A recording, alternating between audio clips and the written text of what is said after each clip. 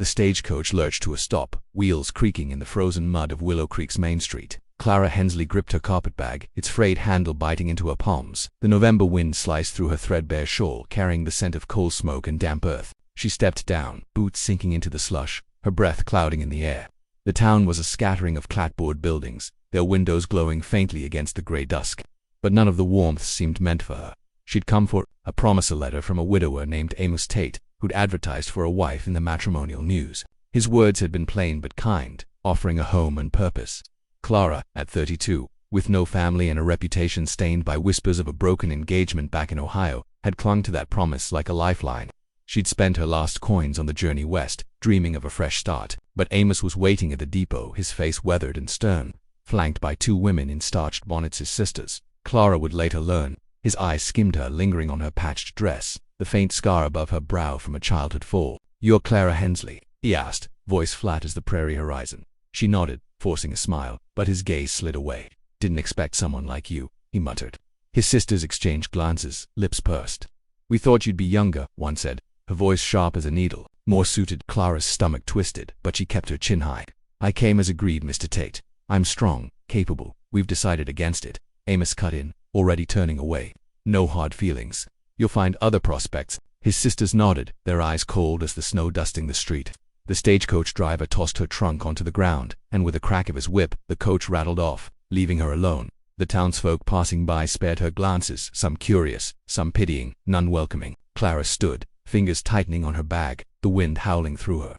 She was the leftover no one bid on, stranded in a town that already judged her wanting. Yet, deep in her chest, a stubborn spark flickered. She would not break here, not yet. Clara trudged through Willow Creek's muddy streets, the weight of her trunk dragging at her arms. The wind bit at her knuckles, raw and red from the cold, as she searched for shelter. The town's boarding house loomed ahead, its sign creaking, "Mrs. Harrow's Rooms for Respectable Ladies." Clara's lips twitched at the irony. Respectable was a word no one here would grant her yet. She knocked, and Mrs. Harrow, a wiry woman with eyes like chipped flint, opened the door. "No vacancies," she said, barely glancing at Clara's wind-chapped face before shutting the door. Clara stood frozen, the rejection sinking deeper than the cold. Her trunk sagged into the slush. She had $3 left, a half-mended shawl, and a stubborn will that refused to let her weep down the street. A livery stable's lantern flickered. The stableman, a grizzled man named Hobbs, took one look at her and offered the hayloft for a nickel a night. "Ain't much, but it's dry," he grunted, not unkindly. Clara nodded, too tired to speak, and climbed the rickety ladder to her new home. The loft smelled of straw and horse sweat, the air thick with dust that danced in slivers of moonlight. She spread her shawl over a pile of hay, its faded blue threads catching on her rough hands. Sitting, she pulled her knees to her chest, the ache in her heart sharper than the November chill. Back in Ohio, they'd called her ruined after her fiancé left her for a merchant's daughter with a dowry. Here she was just a stranger, unwanted and unseen. The loneliness was a heavy thing, pressing against her ribs, yet, as she lay down, the distant howl of a coyote carried through the planks. It was wild, lonesome, but alive. Clara closed her eyes, her fingers tracing the worn edge of her mother's locket, tucked beneath her collar. She'd survived loss before her parents to fever, her reputation to gossip, her hopes to Amos Tate's cold dismissal. This town might not want her, but she'd carve a place for herself tomorrow. She'd find work. Tomorrow she'd begin again. For now she let the silence hold her, her breath steadying as the straw prickled against her cheek. Clara woke to the creak of the stable door below, her body stiff from the hayloft's makeshift bed. Dawn light filtered through the slats, painting the straw gold, but the air was sharp with frost. She smoothed her dress, the same one she'd worn since Ohio, its hem frayed from travel. Her fingers, calloused from years of needlework, tucked a loose strand of chestnut hair behind her ear. She had no mirror, but she didn't need one to feel the town's judgment. Waiting, Willow Creek hummed with morning life carts rattling, men shouting at mules, women in bonnets hurrying past. Clara clutched her sewing kit, a small tin of needles and thread, and walked to the general store. The bell jangled as she entered, the scent of coffee beans and leather greeting her. The storekeeper, a stout man named Mr. Grayson, squinted at her. "You're the one Tate sent packing," he said, not a question. Clara's jaw tightened, but she nodded. "I'm a seamstress. I mend, sew, make quilts. I work hard," Grayson grunted, pointing to a pile of torn shirts and trousers. "Folks here don't trust strangers, but they need mending. 50 cents apiece. Don't expect charity." Clara took the work, her pride stinging but intact. She found a corner in the church basement, offered by the reluctant pastor's wife for a dime a week.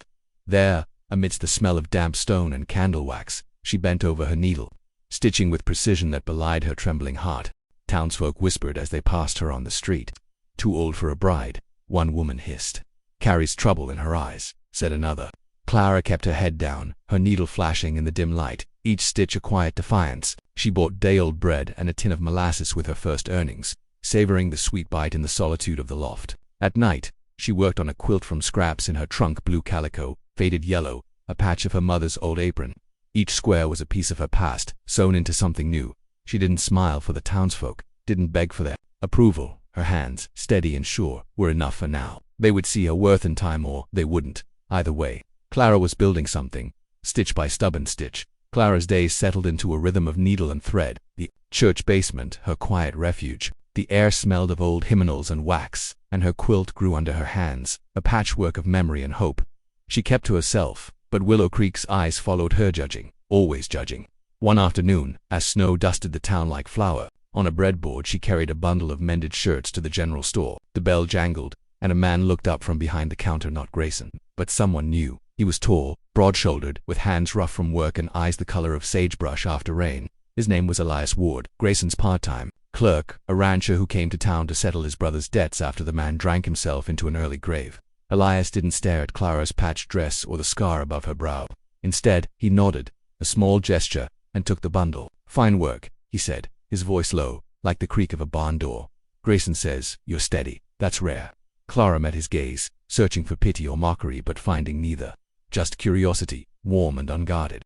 "I do what I know," she said, her words careful, her fingers brushing the counter's worn edge. Elias unwrapped the bundle, inspecting a shirt's mended sleeve. His calloused thumb traced her stitches, and he gave a faint smile. "This'll outlast the man wearing it."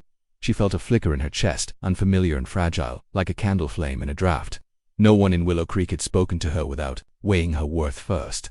Elias didn't ask about Amos Tate or the whispers that trailed her like dust. He just handed her $1 for the work and added, "Got a torn coat in the back. Could use your hands, if you've time." Clara nodded, her throat tight as she turned to leave. The scent of coffee and leather lingered, mingling with the cold air that followed her out. Elias's voice stayed with her, too, not the words, but the way they landed, soft and deliberate, like he saw her not as the town's cast-off, but as Clara, plain and true. She walked back to the basement, her boots crunching in the snow, feeling the smallest shift inside her. Like a seed stirring under winter's weight, Clara's visits to the general store became a quiet rhythm, like the ticking of a pocket watch. Each week she brought mended clothes, her hands steady despite the ache in her fingers from long hours in the church basement. The snow had deepened outside, blanketing Willow Creek in a hush that matched the unspoken ease growing between her and Elias Ward. He was always there behind the counter, his sagebrush eyes catching hers as she entered. The bells jangled softer now, familiar. He never pried about her past, never mentioned Amos Tate or the town's whispers. Instead, he asked about her work, small things, like how she chose her thread or managed a tricky seam. "You make it look simple," he said once, holding up a patched coat, his voice carrying a warmth that made her cheeks flush. Clara shrugged, brushing a stray hair from her face. "It's just patience," she replied, her words light but her heart heavy with the weight of being seen. One morning, as she handed over a bundle of shirts, Elias set a tin mug of coffee on the counter. "It's cold out. Warm your hands," he said, not meeting her eyes, as if the gesture was nothing. The mug's heat seeped into her palms, the bitter scent grounding her. She sipped, the taste sharp and strong, and for a moment they stood in silence, the store's wood stove crackling. Outside, snowflakes drifted like scattered thoughts. He began saving small tasks for her: a torn saddle blanket, a curtain for the store's back room, paying her more than Grayson would have. Once, he handed her a spool of blue thread, saying, "Thought it'd match that quilt you're working on." Clara froze, surprised he'd noticed her mention it weeks ago. "You didn't have to," she murmured, her fingers brushing his as she took it. His hand lingered a moment, rough but steady, before he pulled back with a nod. She left the store that day, the thread tucked in her pocket, its weight a quiet promise. The town still watched her, their glances sharp as needles, but small kindnesses, his silences. His steady gaze was stitching something new inside her. In the basement she worked the blue thread into her quilt, each stitch a step towards something she wasn't ready to name, but felt blooming, slow and sure, like spring beneath the snow. The December cold tightened its grip on Willow Creek, frosting the church basement's windows where Clara worked. Her quilt, now a sprawl of blue and yellow patches, lay across her lap like a map of her heart's quiet mending. The days were short, the light thin, but Elias's small kindnesses at the general store lit something steady within her. She found herself lingering over his words, the way his calloused hands moved with care when he handed her thread or coffee. It was a warmth she hadn't known she could still feel. One evening, after finishing a mended pair of trousers, Clara paused. Her tin sewing box held a scrap of soft flannel, a remnant from a shirt she'd patched for Elias. On impulse, she cut it into a small square, her needle flashing as she stitched a simple pattern, a star, like the ones piercing the night sky. Above the stable, it was a handkerchief, plain but heartfelt, her fingers trembling as she folded it. To give it felt like bearing a piece of herself, a risk she hadn't taken since Ohio's betrayals. The next morning she walked to the store, the handkerchief tucked in her sleeve, her boots crunching through fresh snow. The bell jangled, and Elias looked up from a ledger, his sagebrush eyes softening. "Early today," he said, a faint smile tugging his lips. Clara set her bundle of mending on the counter, her heart thudding. "I made something," she said, her voice barely above a whisper. She slid the handkerchief toward him, the flannel catching faintly on the rough wood. Elias unfolded it, his fingers tracing the star's stitches. For a moment he was silent, his gaze fixed on the cloth as if it held a story. "This is fine work, Clara," he said at last, his voice low, almost reverent. He met her eyes, and the gratitude there, quiet, unguarded, made her breath catch. "I'll keep it close," he added, tucking it into his coat pocket, his hand lingering there as if to anchor the moment. She nodded, unable to speak, and turned to leave, the cold air kissing her flushed cheeks. The handkerchief was a small thing, but in giving it, she'd offered a piece of her trust, and in his silent acceptance, Elias had held it like it mattered. In the basement that night, her needle moved with new purpose, stitching hope into the quilt's final squares. The Willow Creek spring fair arrived with the first thaw, the air sharp with the scent of melting snow and fresh-baked bread. Main Street buzzed with stalls, barrels of apples, jars of preserves, and bolts of calico swaying in the breeze. Clara, her quilt now finished and draped over her arm, walked toward the church lawn where the women displayed their handiwork. Her dress, mended but clean, brushed her ankles, and her mother's locket gleamed at her throat. She felt the town's eyes on her, their whispers like needles pricking her skin. The Tate cast-off, no husband, no kin. She'd entered her quilt in the fair's competition, not for pride but to prove her worth. The blue and yellow patches, stitched with care, glowed under the pale March sun. As she pinned it to the display line, Mrs. Harrow and Amos Tate, sisters, passed, their bonnets tilted like shields. Bold of her to show her face, one muttered loud enough to sting. Clara's fingers tightened on the quilt, but she kept her gaze steady, her chin high. Then Elias appeared, his coat dusted with trailed dirt, the star-stitched handkerchief tucked visibly in his pocket.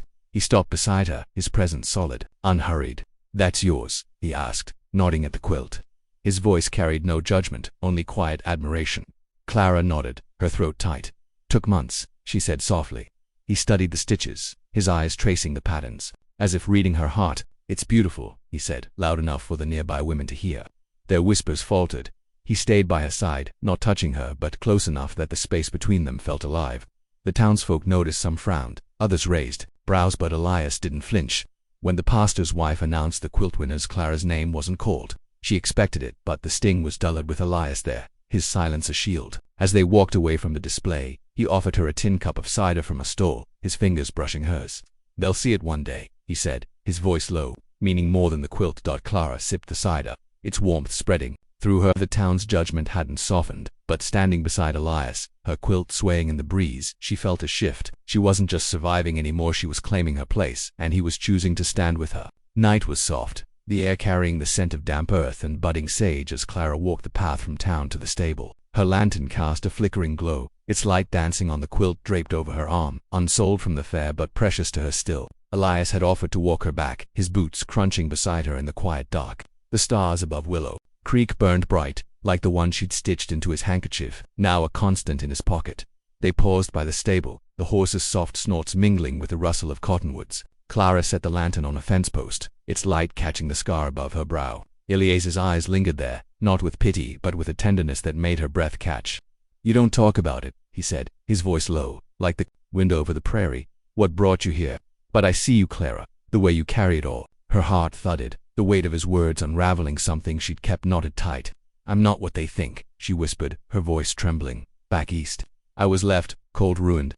I came here for a chance, but they see the same broken thing." She clutched the quilt, its patches a map of her survival.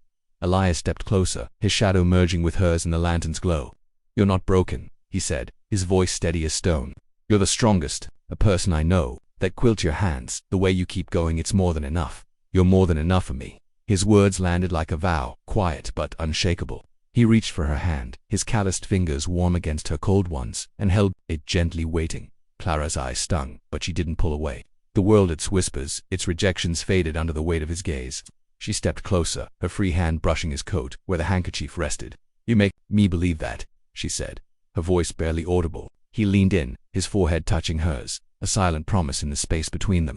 No kiss followed, not yet, just the intimacy of shared breath, the quilt pressed between them, and the truth that he saw her, whole and true, under the vast, starlit sky.